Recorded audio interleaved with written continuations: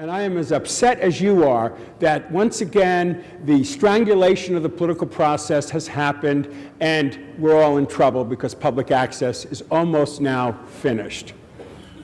Los Angeles Councilman Bill Rosendahl is upset that the public channels in Los Angeles and elsewhere will be shut down as of December 31st. This has been the unintended consequence, perhaps, of the Digital Infrastructure and Video Compensation Act of 2006, known as DIVCA. Los Angeles activist David Hernandez explains what is happening. Because of the change in the state legislation from Fabian Nunez and Lloyd Levine, that it transferred the responsibility for public access and the authority to the local municipalities, and allowed the cable provider to just write a check, a 2% franchise fee, to the municipality and wash their hands of it. And that's exactly what's happening, is that rather than provide a studio, staff, equipment, where anyone with a passion for a particular issue could go in there, take a quick course in being a producer, and all of a sudden you have access to many individuals. That's over. Councilman Rosendahl agreed. Sacramento cut the deal with the phone company who didn't want to go through this franchising process, didn't want to help be accountable by local government on customer service or public access. So the cable industry did the same things, me too, me too. So they all got what they wanted at the expense of the people. It is a terrible day when the new year begins that public access is pretty much destroyed. He sounds really concerned, but is he really?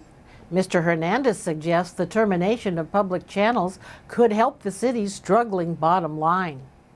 What is happening here is, rather than provide the public with that asset for using their airways, they're giving the money to a governmental agency, the city, and saying, well, it's no longer my fault. I wrote my check. And so now here we are with the city, and I think that's where the focus of our effort has to be, is that the city's going to get this 2% franchise fee. It is their obligation, especially not only in the spirit but in the letter of the legislation, they need to provide public access just as the cable companies did. The city looks at that 2% franchise fee, which could be in the millions of dollars, sure, as a new source of revenue, and while silencing their critics at the same time. It's a win-win situation for the city, but not for the residents of the city.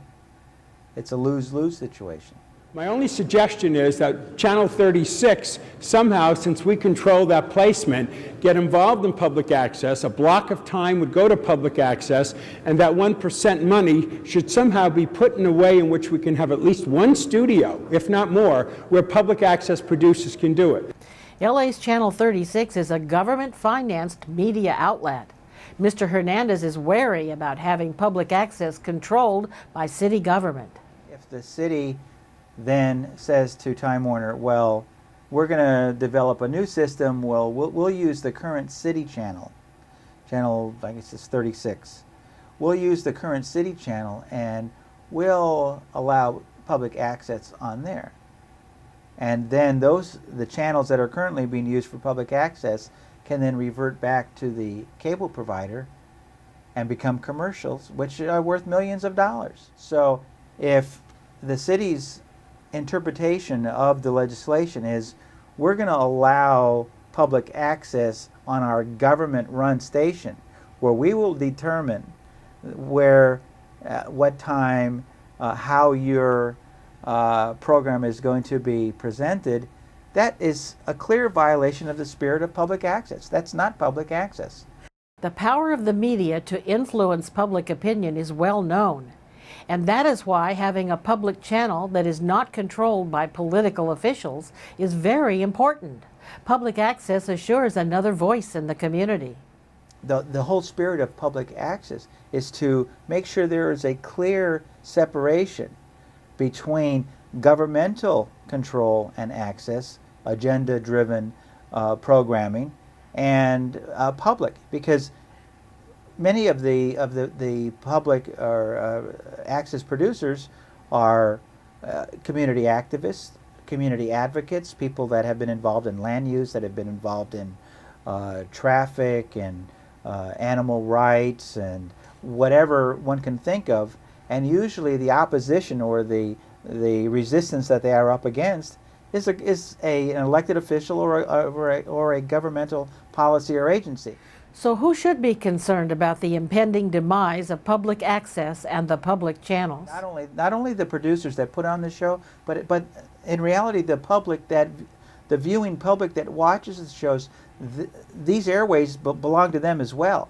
This is their public asset. It's not just those involved behind the camera or in front of the camera. It's those that are involved on the other side of the screen watching what is coming in. This is your asset that we're talking about. And so there are safeguards that have to be in place not only for producers and those on the show, but also for the public at large. What should we do? What can be done to stop the imminent death of the public channels? So every office of the city needs to be contacted and said, you know what, we are watching how you are responding to this situation, how you're going to deal with protecting our public asset, and they need to be held accountable for. And Full disclosure is currently being viewed on over 40 cable access systems throughout California, and our very existence is being threatened. We are providing a special page on our website where with one click, you, the viewers, can send an email to the mayor and all the Los Angeles City Council members to urge their attention to saving our public channels. Please click on the link below and help us fight to protect this important public asset. They need to ensure that constant scrutiny, constant pressure is being put on the city council and the mayor's office and everyone else, that there's a sense of urgency to develop a comprehensive, valid strategy for providing public access stations free from governmental censorship, free from agenda-driven programming, that there can truly be, in the entertainment capital of the world, public access for the residents of Los Angeles. Plus, more importantly, the people own the airwaves, not the broadcasters or the cablecasters. The eyes of the nation are now looking at the city of Los Angeles. Hearings are taking place in Washington, D.C. to discuss what is happening to our public access channels. Legislation similar to what passed here in California last year is now pending in 8 other states. If the public channels can be shut down here, in the heart of the media world and Hollywood, then certainly like dominoes, the other states will fall victim to the government control of public access stations, silencing their own critics. It's vital and it's worth it. And it's our responsibility to move forward in preserving public access.